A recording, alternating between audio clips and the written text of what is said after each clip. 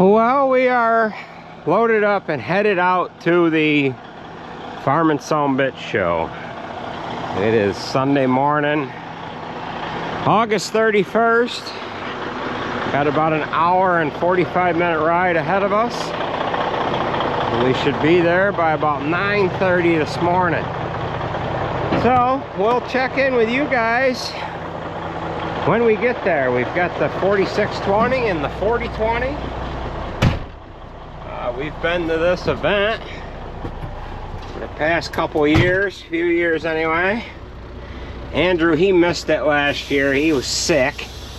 He got everything all washed up, loaded up, ready to go, and then come Sunday morning, he was not feeling so good. Were you? So what tractor are you gonna drive today in the parade? 4620. 4620. You're not gonna let me drive it, huh? All right.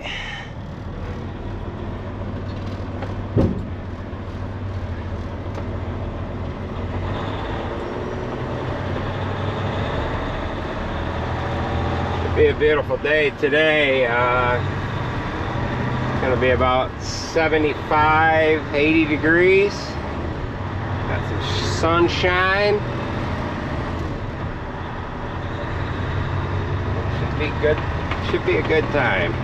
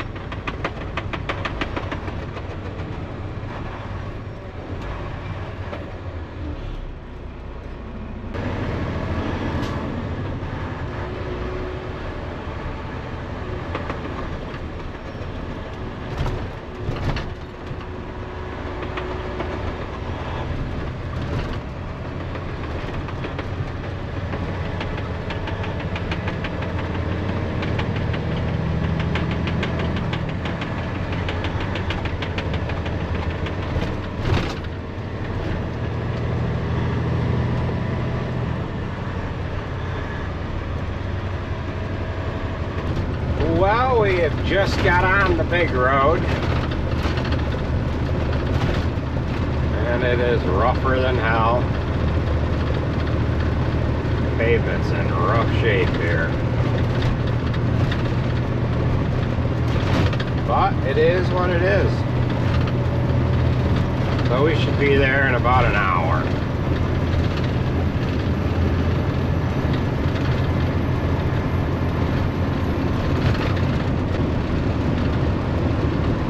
So the road's a little better here.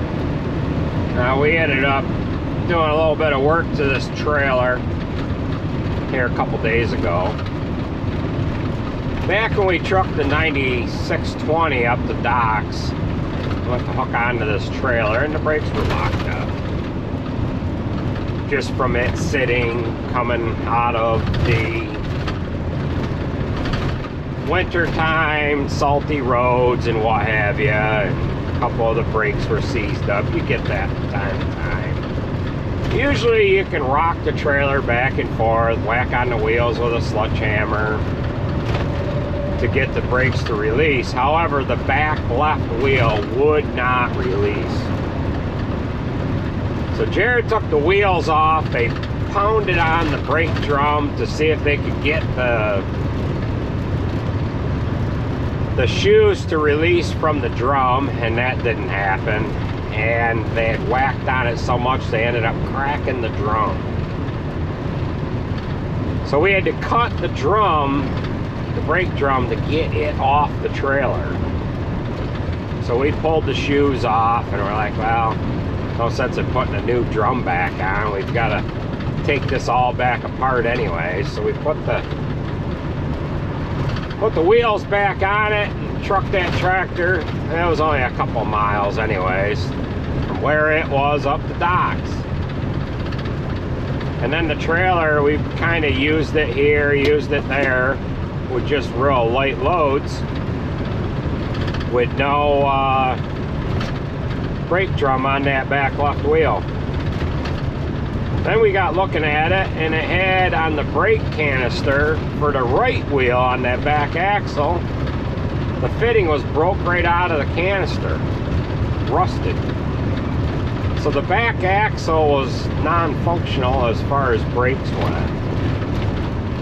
So I pulled this up in front of the shop the other day, and we ended up putting all new drums, shoes, brake canisters, and what have you on it. So we ought to be in pretty good shape. A couple years ago, we went out to this event. We were seeding alfalfa, and we're like, well, it looks like we're going to be able to go tomorrow. We're going to be done here tonight.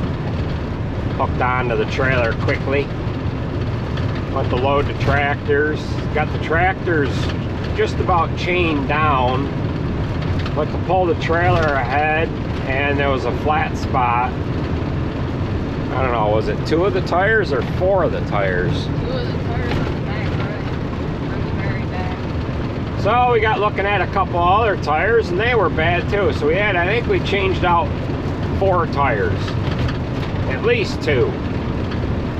And these are a low profile tire. The only other spot we use these tires is on that red 1200 mixer wagon.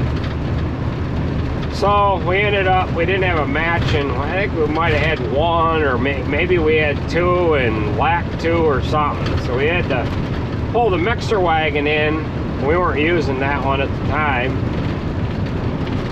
Pulled the mixer wagon in the shop. Had to take tires off of that to put on this frickin' trailer. Had we noticed what the tires were like before we loaded the tractors, we probably wouldn't even have loaded them, but we figured we had them loaded, and we were kind of hooked to that wagon. I think it was about 10:30, 11 o'clock that night when we finally got things under motion to be able to go. Here the following day, so we're in a little better spot here today. So we've got 45 minutes or so and we'll be there. Just got an alert that I am 10 miles away from my exit here right now.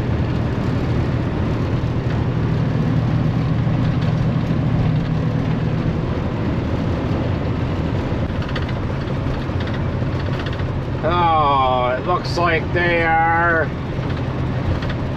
well, it looks like they are putting in some new pavement here. The other lane, the eastbound lane, has got new pavement, but man, this road has always been shit for the past bunch of years here. They poured new pavement, or they put new pavement down on the road that our farm is on. And that's like a racetrack. That was good or better than what this was before they even paved it. And then we've been years with this damn road the way it is. This is concrete here, I think. Maybe not. Can't quite tell, but no, this isn't concrete. This is blacktop. I thought there was expansion joints every 100 feet or so. There is a small stretch of this highway that is concrete, and you end up hitting them expansion joints every 100 feet or so. But what a frickin' mess here. Just rough.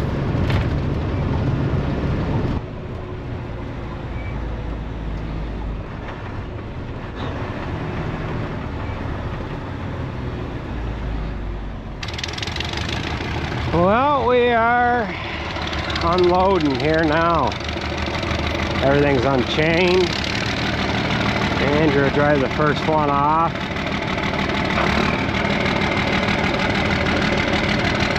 Yeah, we've got quite the spread here today.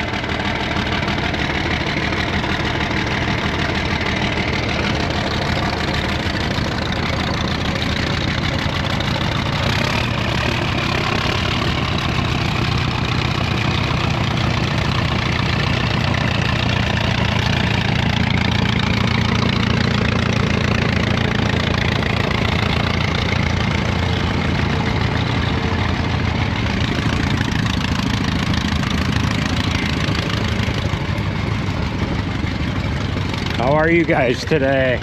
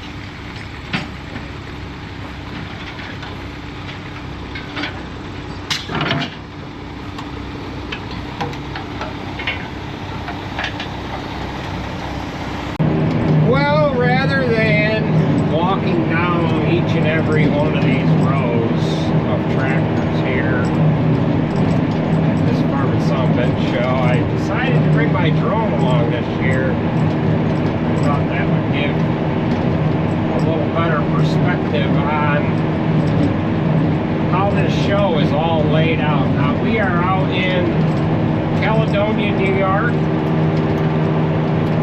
and we have been to this show, I don't know, 3-4 times. It's been going on for 5 or 6 years now, and it takes place on the last weekend of August every year, so it's Labor Day weekend.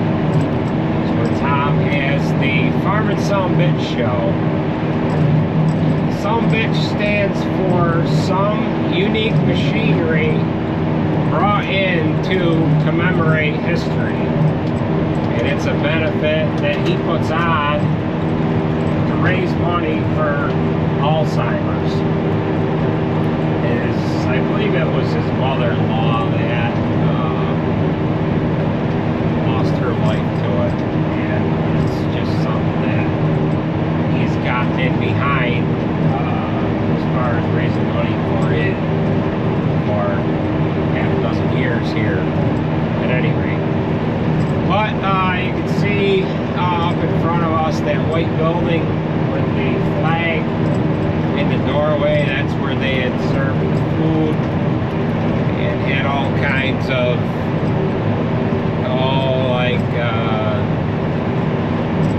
baskets of raffle stuff and whatever like that.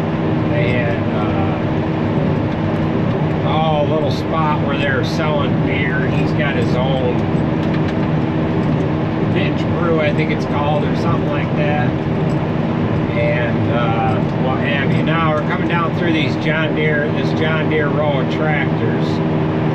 Them three, they were like 4430s and a 4040. They were guys that were from Skinny Atlas, New York. They had them tractors all painted up real nice.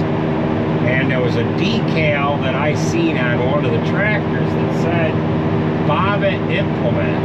Now Bobbitt Implement was in Skinny Atlas, New York, and that dealership isn't in business anymore. But they had sold, well, up in the end, it was just lawnmowers or whatever. But they did sell farm machinery. They started in the village of Skinny Atlas. They moved out of there.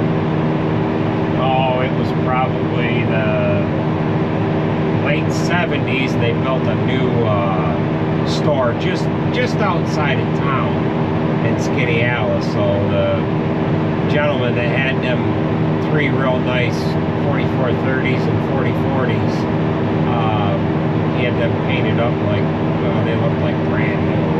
And there's a nice 4320 right there too. And he had the dealership decals made up for it. You can see off to the right hand side, that was the gentleman that brought, that's a dyno, a PTO driven dyno that was being pulled by that tractor. That was Colburn's unit. We'll show you some of that here a little later on. There was probably 20 tractors that tested out their horsepower on that dyno, and quite a few of them did a lot more than what they were currently set at the factory horsepower. But most of these tractors here are right out of the field. Some of them are collector's items, some of them, you know, guys are still using. And you'll see in the back row there are some gleaner combines and some other older equipment. They did a pretty good job with keeping the different kinds of tractors grouped together. We got some Olivers here. There was I forget what that red one would be. I don't know if they call that a cockshuck or what, but it is basically an Oliver. And Minneapolis Moline, and a white, that was like 270 maybe or something like that. Another white Oliver, and what have you. But there's a lot of unique tractors here. I think Tom said there was 160 altogether. I'm not sure how many exactly there were. I could count them from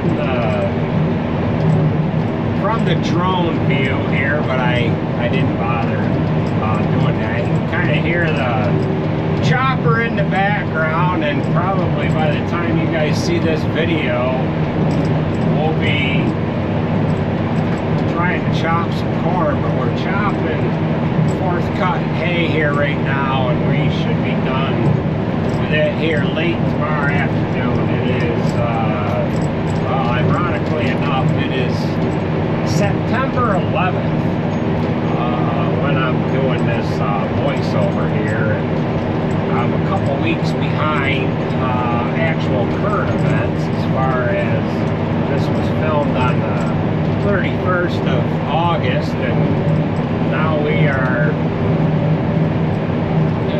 well, it's September 11th now. You'll probably be seeing this about September 16th. I don't suppose we'd even be chopping corn at this point, but a couple of nice red tractors. I forget what size those were. And we get back into a couple of John Deeres. I think that one tractor that's four-wheel drive, I think that might be a 1466. I'm not sure. And of course, you can see the leader combines in the back row. I don't know if they belong to, if either one of them belongs to Tom or not, but this is kind of getting drug out here a little bit. They probably could have sped up the drone footage here a little. In the past, I've walked the rows of tractors with the camera, just kind of explaining my perspective on what I'm seeing, what I thought each tractor was, and what have you like that. But it was such a pain in the butt in the past couple of years to do that. I'd be walking down through the rows of tractors, and I get interrupted by people that wanted to shoot the breeze, if you will. I did have a gentleman watching me fly the drone while he came over to introduce himself. When I started to get the drone off the ground, I said, well, I'm just gonna fly the drone here anyway, and if you want to shoot the shit while I'm flying the drone, that's fine. So that's what I did. That's why I didn't do that's why I didn't have the camera running while I was running the drone. And I don't know if you guys have caught it in any of this footage, but there was another drone flying around here during the show, and he was flying right about 40 feet from me. We were flying up and down these rows at the same time. And tractor chasers, he was out here as well, filming the actual parade, and he did a flyover of the whole thing as well. And Tom's son was doing some footage here as well. So we're going to go on the parade in the next segment of this video, and we'll take you guys along during the parade. I think the parade lasted about 45 minutes or so. It was, if I remember right, Tom said it was about a 6-mile ride, and most of the trucks that you see, most of the trucks and the tractors that you see on exhibit here participated in the parade as well. Over on this one side to our right, I don't show too much of it, but there was some antique trucks and a few antique, pickup trucks and cars and what have you. And then we've got the older semi trucks in this front row here. I don't know, there was 10, 12 of them at any rate, but yeah, we're just about to the end of the aerial view. You can hear the chopping in the background. I'm loading Sarah right at the moment. This particular farm that we're on, we are at the furthest point from the home farm here, and I don't have any other trucks here right at the moment, so catch the first.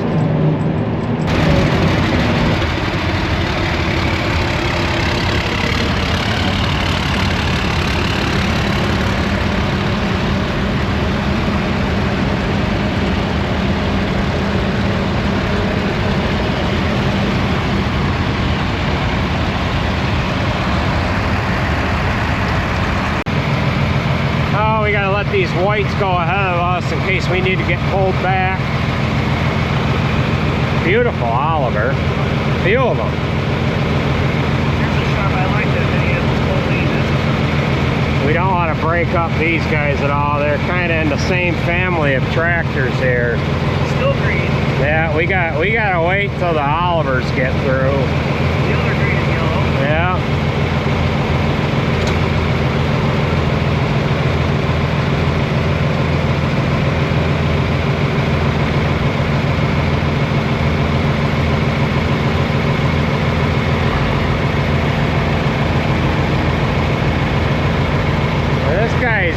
breaking things up here. Get out of the way, bud. You're what the heck? That guy's in the wrong. He's got to wait. No, keep going.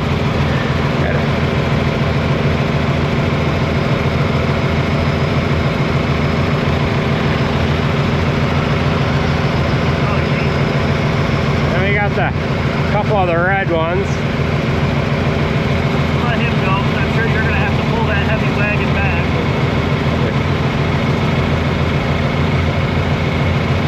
That guy's set up perfectly there.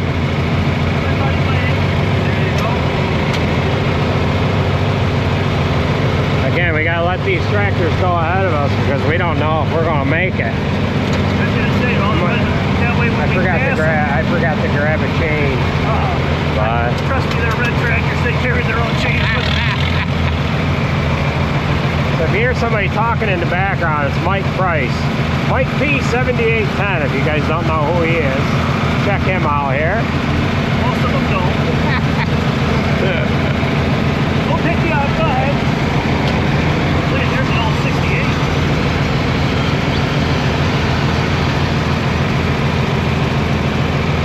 Here's a nice tractor.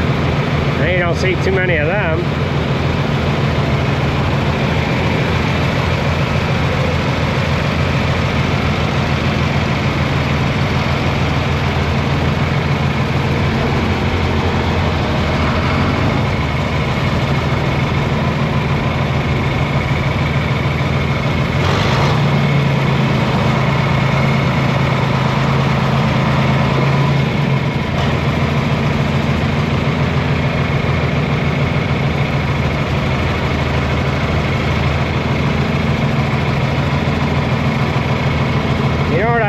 Seen as a front wheel assist, you know, older generation, like a 4020 or something there.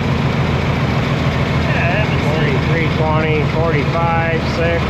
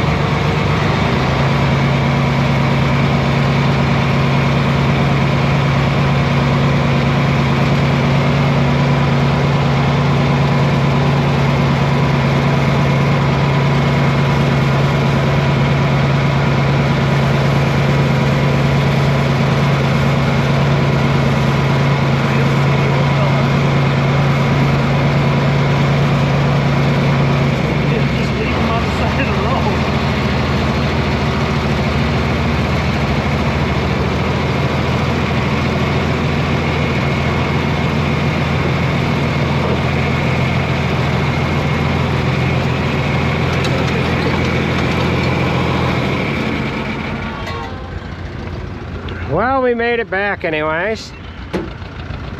Wasn't too bad, was it? No, not at all.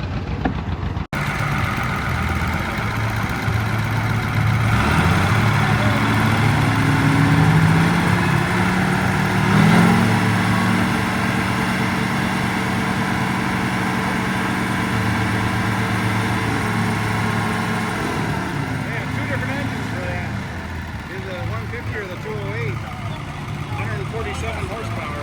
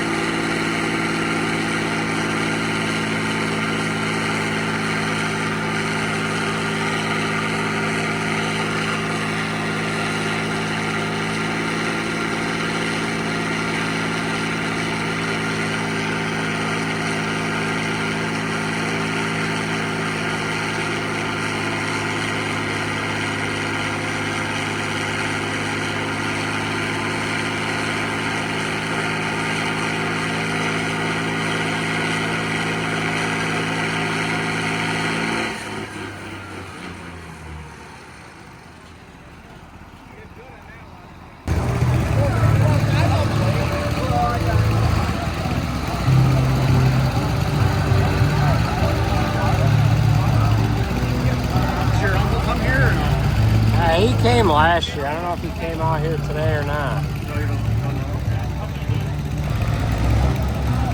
Oh, here comes Andrew.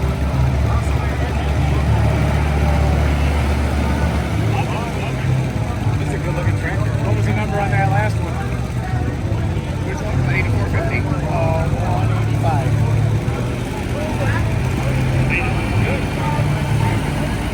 Yes, sir. Thank you. Thank you. My first time in.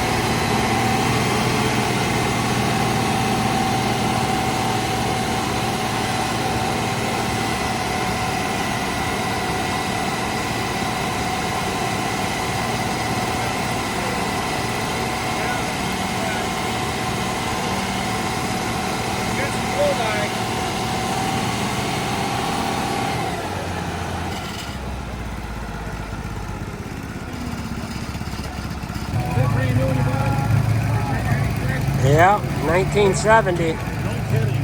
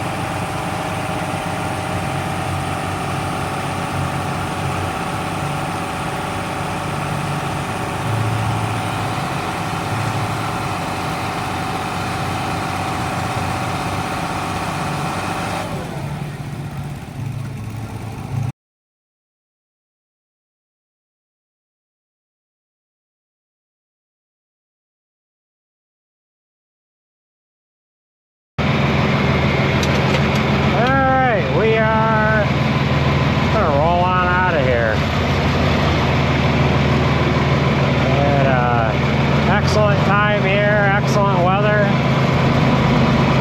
Now we get to make that drive home.